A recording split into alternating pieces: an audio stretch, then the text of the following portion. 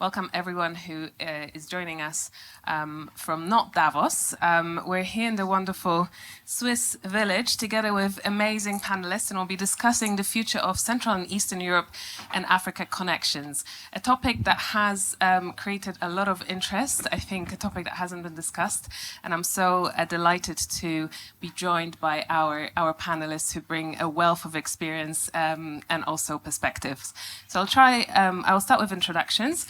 My name is Gosia Brzezinska. I'm a CEO of Eastrise, a company that connects companies in Central and Eastern Europe and Africa. We try to build bridges for those who are interested in accessing new markets. And together with me today is Moki Makura, CEO of Africa No Filter, organization trying to change narratives about Africa, in Africa and beyond. We also have Karolina Wojcicka, a journalist from Gazeta Prawna, which is equivalent of the Polish FT. Then we've got Omar Benyader, a publicist of director of IC Publications, one of the most impressive and biggest magazines across Africa, not only magazines, but also promoting African business. And then we've got Dr. Okito Wedi, the CEO of Creative Development, a storyteller, and someone who changes narratives on Africa. Welcome, everybody. Thank you for joining me. Thank you. Good morning. So I will start with something a little bit different, perhaps, a question that I have not prepared you for.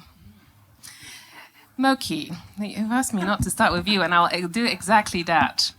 You've had a journey to Davos with a crew of Eastern Europeans, and we had a discussion about this earlier, and I would love for you to share with us, what do you know about that part of the world?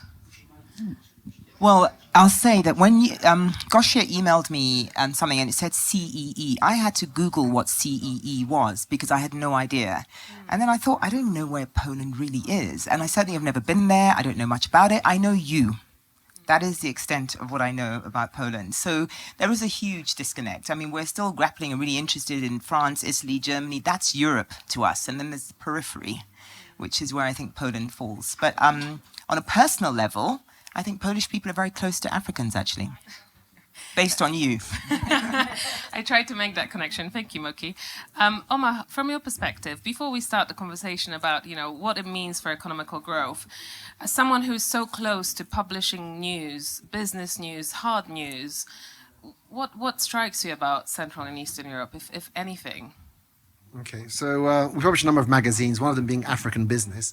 So when I go through the old editions in the 1970s, some of our advertisers were actually from Eastern Europe. Obviously, there was the block between East and West, but we have like matchmakers from Czechoslovakia at the time were advertising in our publications, and actually, so there are ties between Africa and what was the Eastern Bloc at the time, so Russia in terms of universities, and maybe we'll get to that in a second, in terms of how do we strengthen ties, it's through education.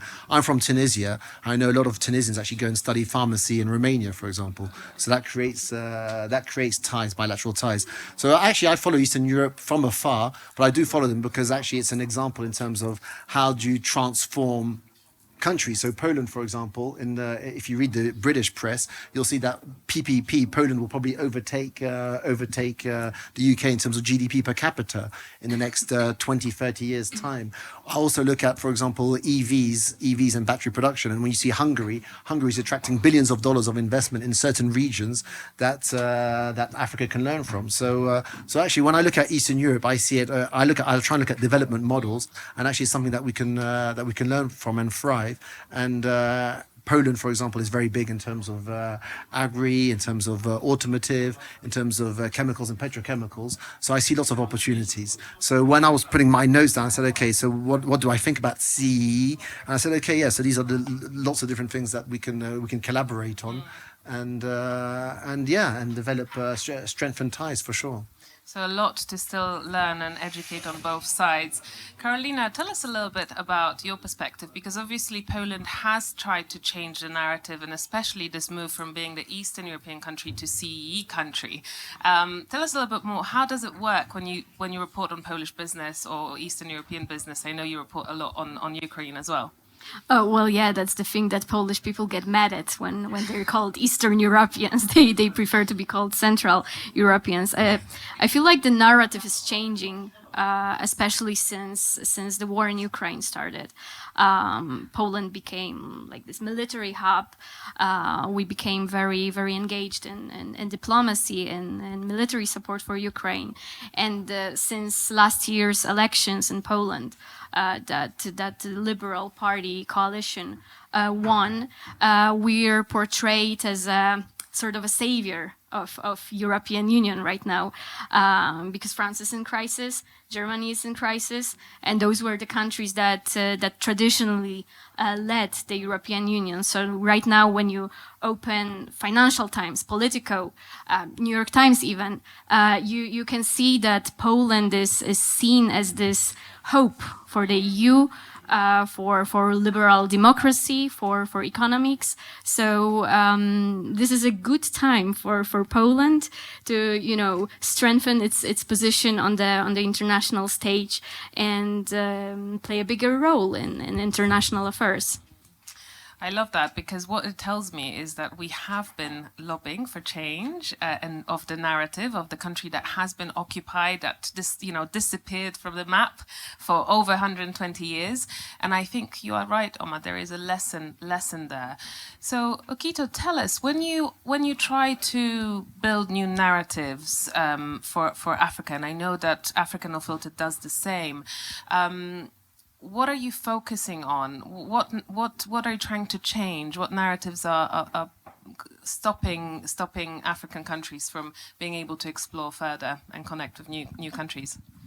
Yeah, I think at least in the way creative development has approached the issue, it's really around the question around authenticity, which you've mentioned, and the diversity of stories.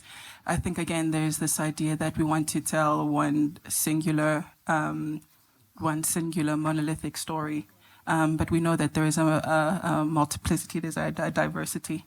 And so, again, if we are to understand that authenticity essentially means going to the source. Authenticity is about ownership of story. That fundamentally means that me being able to tell my story, shaped by my lived experiences, in my own voice, is absolutely valid and important. And particularly in rooms and spaces such as the ones we see in Davos, where the stories and the lived experiences of particular groups of people, communities, countries, such as the likes of those in Africa and CEE, are often relegated to being invalidated or unimportant at worst, and maybe anecdotal at best. This cannot sit as empirical evidence as to how people see the world, experience the world, and what they think the development trajectory to look like. And so for us, trying to think about this kind of intersection of creativity and public policy and how we bridge the gap, we're trying to remove the barriers around how others have basically policed that over the years. So. Yeah, it's really interesting and difficult work to do. So, Moki, question for you, as someone who has been doing that work and advocating for the change of narrative of how Africa is portrayed.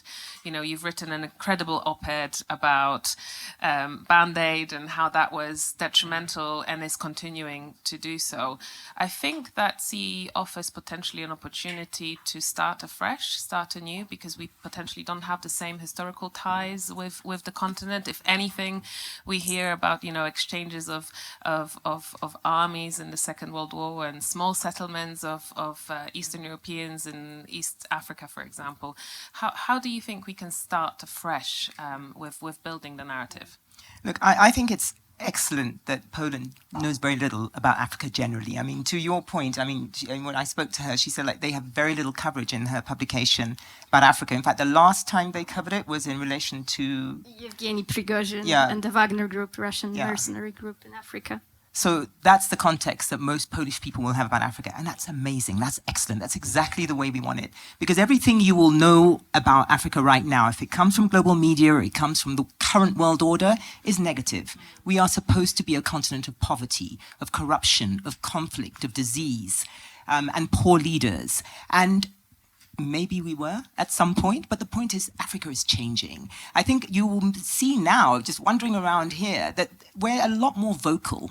We're a lot more vocal about what we want and what we don't like. I mean, The Economist had that, I don't know if you all read The Economist, but, they did us a favor by doing a special report on Africa. Great. But it was so patronizing, so condescending. The sort of headline was, Africa, the poorest continent. Do we not know that? And is that the point? No, it's not. So for us, there is so much happening. I mean, I'm sure in Polish nightclubs, young people are dancing to Afro beats. They know Burna Boy, Wizkid. That, our music, our film, our culture, our food has redefined Africa for a whole new generation of young people.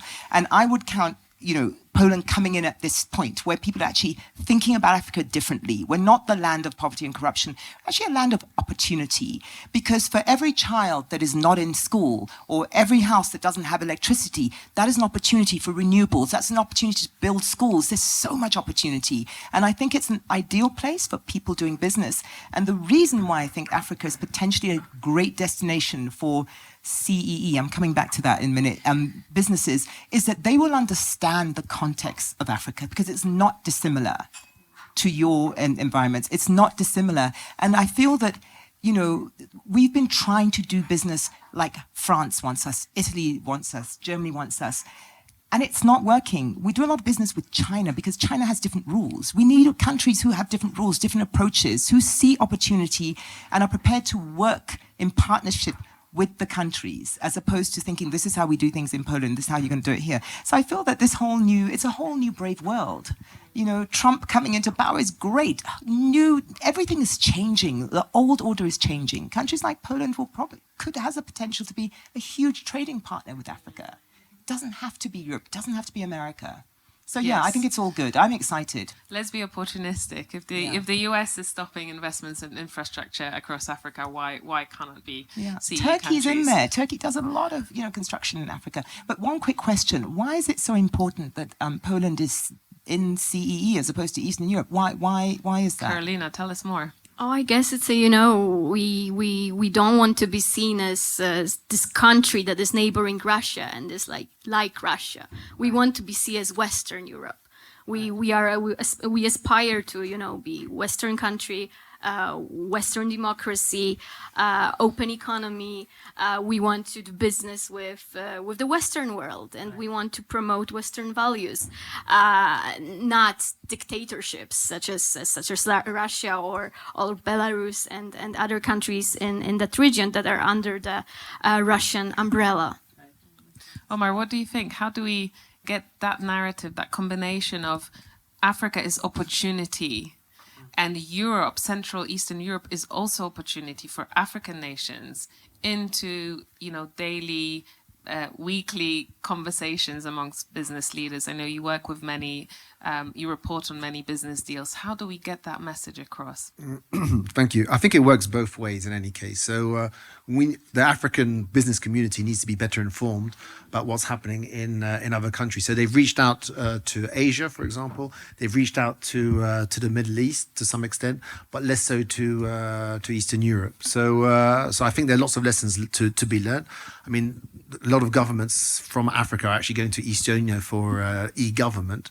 But I think there's a lot, as I said, to be developed in terms of EV and battery value chains, agriculture, and we're open to diversifying our partners. I mean, we've got no preference to be working with the Europe. When I say the Europeans, I mean the traditional partners, the British and the French. On the contrary, we want to diversify our partnerships, and we want to work with people who are like-minded and who have had a similar journey to ours. So it makes absolute sense. Do you see that the economical growth is kind of stopped or paused because those regions aren't working together. I see it very much from my perspective that, both regions are chasing the same dollar. And I think there is a whole economy that happens in both regions separately to the American dollar, that if it was combined, we can actually open new opportunities and create new trade deals. I agree with you, agriculture is so interesting, but if it can be on the more, digitalized side as well, or thinking about our space work and so on. So do you see that it's stopping us from further growth? Okay, so Poland in itself is an interesting example in that you're somewhat limited by EU regulations and EU laws. So once EU regulation comes in, I don't know, CBAM or deforestation or whatever new regulation comes in, that impacts Africa in a negative manner in terms of accessing those markets. Then obviously in terms of trade, there may not be that opportunity. But I think actually in terms of knowledge transfer and in terms of opportunity, in terms of diversifying your value chains and your supply chains, I think there's a massive opportunity there. But again, it's about creating ties, but in both ways. So Africans also need to go to different markets to find new partners. So and I think it's not just trade, but it's about investment. And I think it makes sense for countries from Poland, from Hungary, and elsewhere to develop those ties. And ultimately, we were speaking yesterday on a panel, and it's about taking that 20 or 30 year view. So it's not about the next 3 or 5 years; it's about the next 30 or 40 years.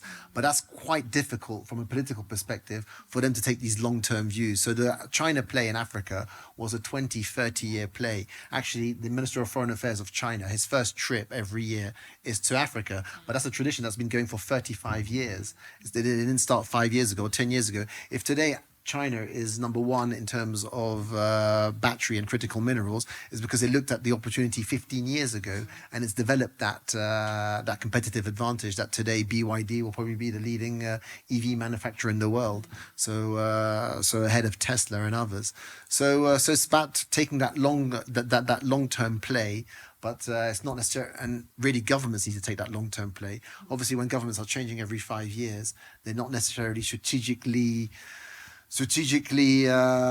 encouraged to take that long-term play, but ultimately business leaders, and for example, Dangote's built the biggest refinery on the continent, one of the biggest refineries in the world, but actually a lot of the technology is coming from China and India. So, but actually a lot of that technology could be coming from Poland and other countries. So it's just about having those ties and links. The reason it's coming from India and China is because when he built his cement factories, he had Indians who were running the project for him. So, and they obviously had ties with their Indian partners. So, do you know who Dangote is? Sorry, Dangote is Africa's richest man. So a billionaire worth a few $1 billion. Probably more now because of his refinery. And his entire wealth was made in Africa. He did not, his entire wealth was made there. Yeah, really interesting. I wish we had a chance to organize a dinner with him and some CEE leaders. Perhaps that's next year at Davos. Carolina, what Polish businesses need to hear about Africa, and what can change in reporting on African businesses, or what is happening in Africa? I know you are keen to do more on that. Well, I guess the first thing is that we have to stop seeing Africa as this monolith. Because Morocco is not Kenya, and Kenya is not South Africa or Mali or any other country, and that's how we tend to look at Africa as this one country, basically. The second thing is that the media landscape needs to change a little bit. It's not that we don't write about Africa at all, because I don't know, let's give you an example. Last year there was an election in South Africa, and for the first time since the end of the apartheid regime, the African National Congress lost the majority. So obviously, Polish media write about that, but they only give you the news that it happened. But if you want to encourage business leaders to invest in Africa or South Africa, you need to give them context. You need to explain why has this party lost the elections, what might happen next, what social changes are happening in this country. Because if you don't know anything about the country, you will not be interested. You will be afraid to invest in a specific country or region. But yeah, it's a bigger problem in Poland because the golden era of journalism is over, I'd say. Media outlets don't have that much money anymore to send correspondents to various countries. So with limited resources, we tend to focus on the Western hemisphere. So we send journalists to Berlin, to London, to Washington, and Brussels mainly. We don't have any foreign correspondents in Africa, and I'm talking about all the media in Poland. But it's not only about Africa, because we also don't have any journalists based in the Middle East, for example. I go there from time to time, but it's mostly my initiative, not my newspapers. And it's the same with any other media outlet in Poland. With China, for example, we sent their journalists only when China became this big economic powerhouse. So, you know, we follow the trends, sort of, but we're never, you know, trying to see before something happens, something big happens, and you know, send journalists somewhere before the place becomes an important powerhouse. We'll do one thing, therefore, because obviously you're not competing with us, so we can give you for free some of our articles that you can publish in Polish. No, I'm serious. That you can publish in Let's make it a, yeah. Yeah, so free syndication Goal of our achieved. articles. No, I promise you can take three or four articles a month from our. And can I just add on to that, because you know, I don't like panels where we all agree, right? So I want to Bring it on, disagree Monkey, with bring it on. something you said. You said, okay, like the last time you covered Africa, you did the South African elections. You know, if we're talking about sort of connecting business people, or, you know, this is about business and opportunity. Why does the South African election, what relevance is that? Wouldn't it be better to go in and cover the what's happening in terms of business in Africa? Because we've done a report. We did a report on business narratives in Africa. And one of the things we found was that most publicity or most coverage and media stories is an outsized influence on government. There's so much about government, as if government controls the economy. They do in certain cases, but we've got to start talking about the private sector. And that, for me, is what's going to catalyze interest in Africa, not whether or not the ANC, after the first time, is not in power. But I get why it's a start. But I would really take Omar up on his offer to give you some other articles, because hold up your magazine. It's a brilliant magazine. It's a brilliant magazine. It is so good. African business, that's what we need to be reading about, because that is the future of the continent. Politics and our politicians do us such a disservice. They are the ones that go to these global platforms and talk about the challenges. You know, business people are optimistic, right? True, but I need to be covering true, that. but politics and business are so connected. Well, yes, they are. But I'm just saying, I'm talking specifically about that story you said about the elections. But it doesn't have to be negative. It just gives you a Well, context. that story is, in fact, the South African story is not negative, because actually that's one of the first examples of how, you know, a country that was dominated by one party is now in a, what do they call it when multiple parties? Government of National Unity. Yeah, government of national unity. South Africa is showing the world how to do it. Yeah, so exactly. that is a So- positive story. But I'm just talking, when you're talking about opportunity and business and trying to get sort of the world to see Africa in a different lens, politics is how we've often been Well, defined. this is the main connection between two regions that I see, is that, you know, the governments in both regions have been the main employer for a very long time. And I think Poland is moving away from that. We're seeing amazing businesses being built. I mean, right now downstairs we have a round table of startups, and it's all young people Fabulous. running amazing businesses. So we're seeing it now. But I think in a lot of African countries we still see that the government is the biggest employer, and therefore I don't creates know. that I narrative. mean, government is not the biggest employer. They're not the biggest employer, you know.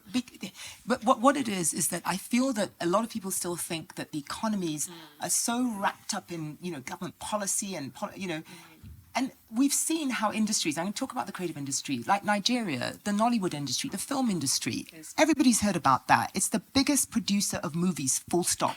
Beyond, well, maybe Bollywood has more. But the point is, there was no government intervention in that. That was purely creatives and the private sector creating an industry which has catapulted Nigeria onto the global stage. Everybody knows about Hollywood. We can, Nollywood, we can teach Hollywood Agreed. how to make a film in Agreed. 2 weeks. I think that takes us back to Okito's point, which is how do we make it authentic? How do we make people, and Carolina mentioned this, like, why do I care? How does it, why should this matter to me? How do we create that story? About both regions. How do we make, Africa think, oh, this part of the Europe is important, and vice versa? If I will definitely answer this question, but just to touch on to this point, because I think, again, it's one of the inhibiting narratives around Africa. One, that the public sector is the biggest employer. It is not, right? This is a continent that is booming with businesses, small businesses, medium-sized businesses. We understand that this is essentially the future because there is no money in the public sector, right? So I just wanted to clarify that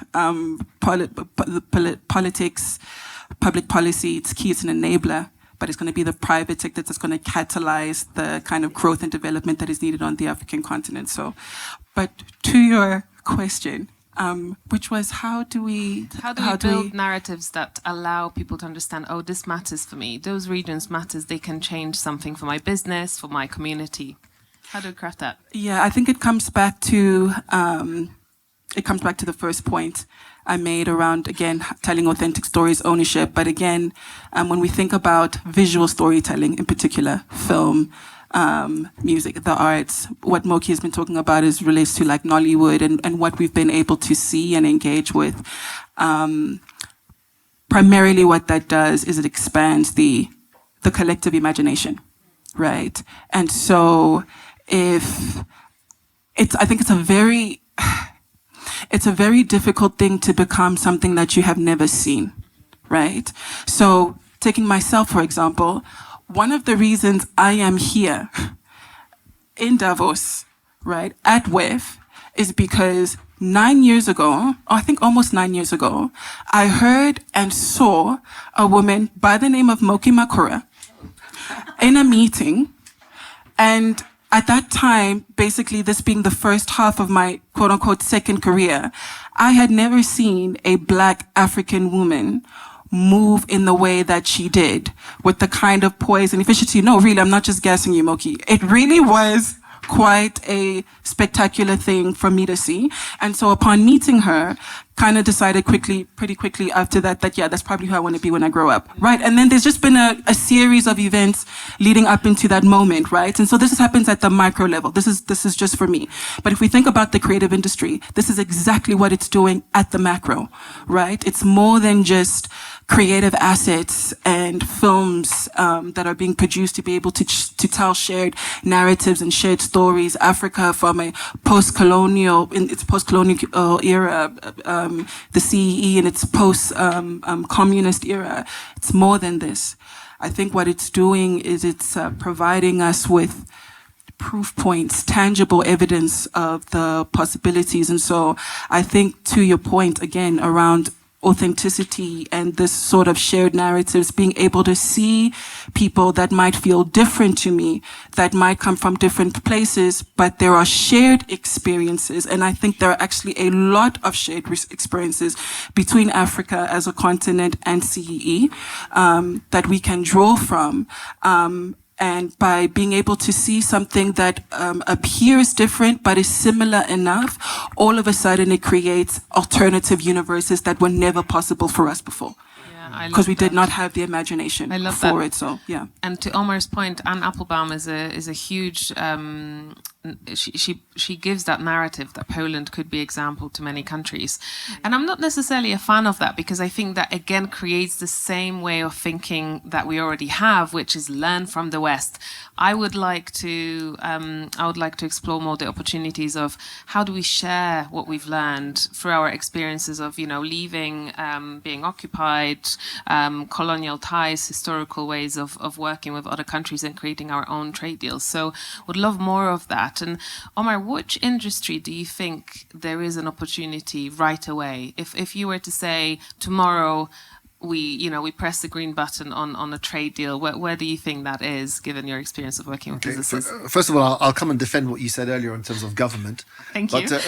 But government may not be the biggest employer, but in the past, actually, and we're moving away from that model, but in the past, they've been one of the biggest investor in big projects, ultimately, big infrastructure projects. So the big mega projects were government-led generally. And we now have to move away from that model because governments are fiscally constrained. So this is where the private sector comes in. In terms of, to answer that question sort of indirectly, but ultimately EIB, European Investment Bank, EBRD, European Bank for Reconstruction and Development, they're actually investing a lot more in infrastructure on the continent, or financing at least infrastructure project on the continent. So that's an opportunity for Polish companies to start exploring opportunities on the continent, because EBRD and EIB will favor to some extent European companies to support them on these projects, and that's across infrastructure. So that's energy, bridges, etc. But as I said, car manufacturing, that value chain is super interesting, and obviously, and what we want collaborations. So collaborate isn't just extracting the minerals and buying them from Africa in their raw format. It's actually developing a value chain on the continent, and then working with the companies in Poland that are then supplying the auto value chain. So that's sort of the kind of collaborative partnerships that we're looking at. Petrochemicals, it's quite interesting. I was reading an article in terms of Chinese oil demand, and actually oil demand is not going to come from more people using cars. It's going to come from polymers, basically, so the petrochemicals industry. So because they're transforming these into plastics that are needed to build cars, plastics that are needed to build the wind turbines, etc., etc. So consumption is going to continue growing in terms of oil demand, but not necessarily for the consumption of fuel, jet or cars, but actually to make plastics. So again, petrochemicals industry is important in Poland. So there are link. Yeah, sorry. Well, there are many linkages. When I started looking at the possible linkages, well, the opportunities abound, and so it just gets you excited about these things. But what was interesting about the creatives, actually, there was the Royal African Society in the UK organised a Sotheby's lunch last, I don't know if you went to it, last November. I didn't go to it, my father went to it, and he sends a sort of, my father founded a company 50 years ago. Anyway, he sends me a report of the lunch, and he says, oh, you should see this Polish lady who's a philanthropist, Omina Mensa, she's called, I believe, yes. married to a Polish CEO. I don't know who the hell he is, but anyway, Raphael Brzoza. But ultimately, it's a foundation. She's buying art. So ultimately, those are the ties that you want, obviously through procreation or through universities and other links. Yeah, we're very, very lucky to have her. She's half Ghanaian, half Polish, and has organised actually last year a trip for Polish philanthropists to Ghana, which was really interesting. I hope that the next trip will be more about business, less about philanthropy. But yes, we have those links, and thank you, Omar. But Carolina, do you think there is space in journalism for the success stories? Let's say we do follow Omar's advice and go after those opportunities for businesses and press go at them. Of course there is, but you need to create them. And I think it's not going to happen from the journalist perspective. You need to organize it for the journalists, to give them opportunities. As I told you before, we don't really travel to Africa for work. We don't go to Egypt. We don't go to Kenya. So I believe that, creating some fellowships, some programs for journalists to go and see how business work, to organize meetings with fellow journalists from African countries, so they can exchange the views, the opinions, so they can make contacts. It's extremely important. You just cannot write about Africa sitting in Warsaw behind your desk and reading news on, I don't know, Reuters or Wall Street Journal. Tell the economists that. Yeah, exactly, because it creates a fake narrative. You need to go somewhere. You need to explore, see for yourself. And I'm talking it like, 1 week trip sometimes isn't even enough, because if you really want to report honestly about a certain place. You need to delve into the country. You need to meet the people. You need to see how they are and what they like. What is their mindset? So yeah, you need to create opportunities for journalists to take them to Africa, so they can see for themselves. And that's how you attract them, because then when they meet people, when they network there, they will come back. It always works like that. That's the beautiful work that Moki used to do, and she used to bring together journalists from the continent and outside of the continent.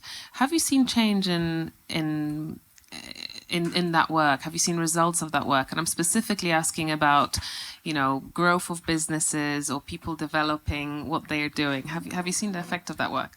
Well, look, I know from what we do now that the moment people experience the country in person, it's a totally different thought process, and to the point about trying to write about, Africa from Warsaw. You can, but it's not going to be honest. But it's not going to be honest and won't be very good either. So that coming to the continent is important. And I actually want to pick up on something that Omar said about the fact that it's not even so much about the specific industries or the sectors in Poland that could come to Africa. I feel potentially all of them could. So it's about a trade mission, led by government, bring in the business people, come and experience one country at a time, not the continent, because you can't travel to the continent, because business is built on relationships, right? You're not going to come in and start doing business in Poland without a partner in Nigeria or in Ghana or whatever. And to meet those people, you've got to be there, or somebody's got to introduce you. So to me, I don't know whether the Polish Prime Minister has ever been to any African country, but I know in Turkey, Erdogan puts his hand up. He says he's the world leader that's been to Africa the most times. And there's so many Turkish companies doing things that they're not even visible. You don't even know that Turkey's in Africa, but they are. So there's a lot that can be done for involving government. Make it a bilateral, Nigeria to Poland. You take your business people in, you take your media in, because then there's something for media to attract media to go, because Polish business leaders are going, and then they find their own stories. So I think there's a big thing, and I think a company like Eastrise could facilitate something like that so easily. Choose a country and make that the start. That's the dream. Moki will be sharing details soon. What I wanted to pick on actually is interesting, because you're asking, have presidents visited? And yes, and actually the Polish president has visited Kenya 2 years ago, but it was all on the back of what is happening in Ukraine. And I think it's interesting, to your point earlier, with Trump coming in, we have new world, new opportunities. It will shake things up. So I'm hoping for more trips and more exchange. If I can add something to this, yes, this is also a problem in the Polish media, that we expect African countries to pick a side in the war in Ukraine. And you can't really do that. I mean, Africa has nothing to do with the Ukraine, or at least not so much to do with the war in Ukraine. So why should they pick sides? Do we pick sides in the war in Sudan or any other war happening around the world? Not really. African countries want to do business with both sides. And we shouldn't expect them to pick sides. And this pressure only leads to a situation where African countries become really, they tend to choose Russia or China, because Russia and China don't expect them to be this or that, and we do. Omar, have you seen a change in stereotypes with war happening in Ukraine? With that, have you seen results in reporting on that? I've definitely seen pressure being applied to different African leaders to take sides. But the way we like to look at it from our group's perspective, or at least and hopefully from most Africans' perspective, is we don't look east, we don't look west, we look forward. So, but yeah, there has been people have tried to play the geopolitical card, and I think Trump will play the geopolitical card actually, because he's a bit of a bully. But ultimately, you need to know how to play Trump as well. If you know how he's going to play his cards, then you've got an advantage. and it's good that he's actually quite upfront with what cards he's going to be playing. So you're not playing games. But yeah, we don't want to be taking sides. Really, it's divisive. And someone once said that the Cold War was actually worse for Africa than colonialism. I mean, it's debatable, but because it created that fragmentation, which we definitely do not want. Sorry, if I could just come here, because I think I have a slightly divergent view. I think, yeah, the world expects Africa to take sides, which is not an unusual thing, right? Most African countries are not Switzerland, and we will take sides, as every country does, right? And on the side of whoever is for the mutual the beneficial interest of both, right? And so if you're going to come to the party, if you're going to come to the table in equal standing, right? This is where the conversation hopefully is shifting, and why, we can get in all day around Trump, but the opportunities around trade, the opportunities around moving away from ideas of official development aid and humanitarianism, and only engaging with African countries through that lens, through that approach. I think, and I hope, at least the wave, or the wave that we're moving towards, is that African countries will be taking sides for the benefit of their people in their countries, and we actually can get into the conversation where it's conversations of mutual benefit, right? So I don't think many African countries are trying to be Switzerland. Now that we have the Polish entrepreneurs at the back, hello, Polish entrepreneurs. They're in their discussion. They just left another panel discussion. I will ask my wonderful panelists to tell me one thing that they would like CEE countries to know about African countries, and one thing they would like CEE to tell Africans. So a story on both. What would you like to hear from CEE, and what would you like to hear from Africa? What's the one message? Given your point, Moki, that we have the opportunities to start afresh. Yeah, I mean, I think from Africa, I have a clear message that Africa is the land of opportunity, and that we must look at everything that we believed is a challenge, but actually as an opportunity. So that's what I want the world, including CEE, to see. But from the CEE, what I would like to see is that there was something that you said about why Poland would rather be CEE, the fact that it adheres to and wants to adopt Western values and wants to be seen as Western, which kind of was a bit of a flag to me. Because, we trade with Russia, we like China. Western values means absolutely nothing to us. Trade is everything. Like, you coming with something, fair. Can we do business? Do we like you? Yes, we'll do business. So for me, what I would love to see is that sense of, I guess, optimism coming from CEE, that, we don't want to be like France and all the others. We can go and partner independently with African countries. And it's a sense of adventure, and a sense of, we're not bothered by this, because I think that's the spirit that China has. China is not fazed by anything, and they don't try and tell us what to do, so don't come. That's what, that's why France and Francophone Africa are fighting, because France thinks we should be saying thank you to them for what, and that's what I mean. There's a whole new spirit on the continent now.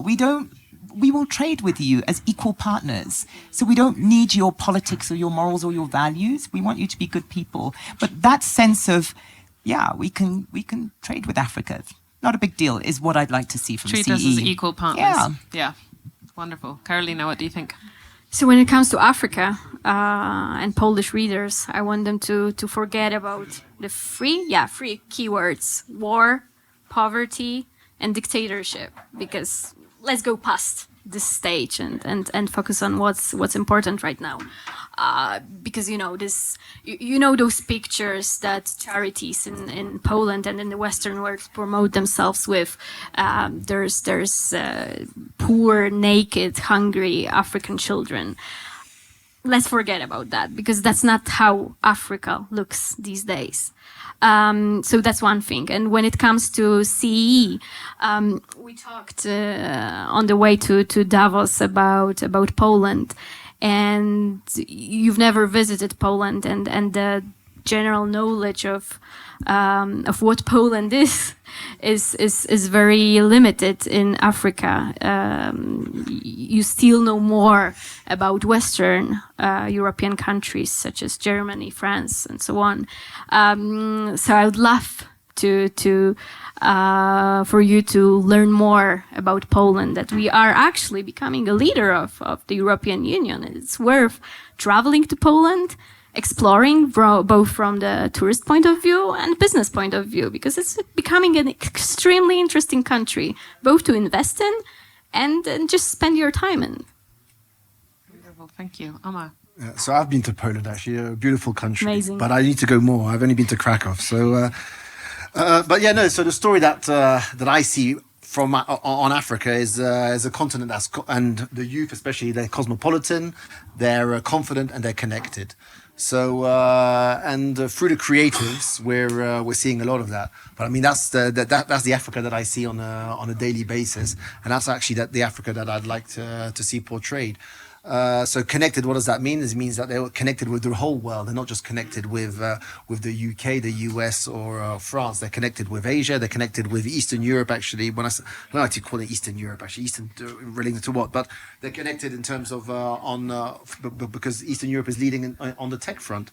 So software developers are talking to each other. So yeah. So in terms, we haven't spoken about AI. We haven't spoken about tech. But actually, there are connections in terms of payment systems, in terms of technology that's being used and that's being shared. So there's a lot going on. What we need to do, so as I said, I'm from Tunisia, and Tunisia near shores to Europe in terms of textiles, in terms of the automotive sector as well. Actually, my cousins, well, my uncle, he's got they supply automotive parts to Germany, and they had a factory in Tunisia and a factory in the Czech Republic. And actually, the Czech Republic today is becoming super expensive in terms of labor and in terms of cost, even in terms of energy, because of what's happened in Ukraine. So they've had to relocate. Actually, they have to everything to the Tunisian factory. But ultimately, we need to. There's so many interesting stories from the region that we can collaborate and learn from each other. So I would love to organize a summit, basically, where we can discuss all of this, because we did have, a representation from Estonian Digital Ministry here yesterday, and she was talking about how e-residency is now being propelled, and Rwanda very much used that system. Kenya with the e-citizen has used that system. So we hear a lot about that. We had amazing AI startup leaders here who also are thinking about those regions. So I think you are right. It's very difficult to bring it all during this panel, and it was very much a soft introduction to the discussion, but I take your points, Omar, and let's think about a bigger discussion. What's your final word for us on both sides? Yeah, so I guess what I would like to see, particularly from the creative perspective, is that creatives, and I say this word loosely, I think we're all creatives, don't get caught up in the lie. Right, particularly in the global development space, that creativity, narrative building, communications is a trivial, unimportant thing. That is a bold-faced lie. Everything starts and ends with a story. Right? Stories is what shapes our collective imagination. It is what propels us and to create what is our present day reality. It what informs how we see and think about the future. And so if we understand this, and if creatives in particular understand essentially their worth and what they bring into the space, you won't be used. Right? You will not let politicians ignore you for 4 years and then give you praise in their fifth as they go to go into their election run and need a creative on their side because they need to look, down with the kids. You will not be used by corporations who want to stick your name on projects that they want to push at the risk of your reputation, or philanthropic and development organizations who want to collaborate with you to fulfill or tick a DEI requirement, right? I think our ability to tell really good stories, particularly in regions like Africa and the CEE. I think our ability to tell really good stories and continuously so, we will win out. The best story in its right time will win out eventually. So that's essentially what I'd like to see. A lot of optimism from all of you. Thank you so much, and a lot of work to do. So we have, first of all, MOU between African IC publications and potentially Polish publishers. We'll hold you accountable to that, Omar, the promise. No promise. Eastrise, correct. Eastrise is doing its first trip to Africa. Hopefully Polish entrepreneurs will be interested. Moki will be visiting Eastern and Central Europe soon as well to propel Africa No Filter. And Okito will be working on amazing creative campaigns that do not propel the typical narratives that we have seen over the years. Wonderful. Thank you so much. This is the first ever panel on CEE in Africa in Davos. So we're starting something new. I appreciate your time. Well done. Well Thank done. you. Thank you very much.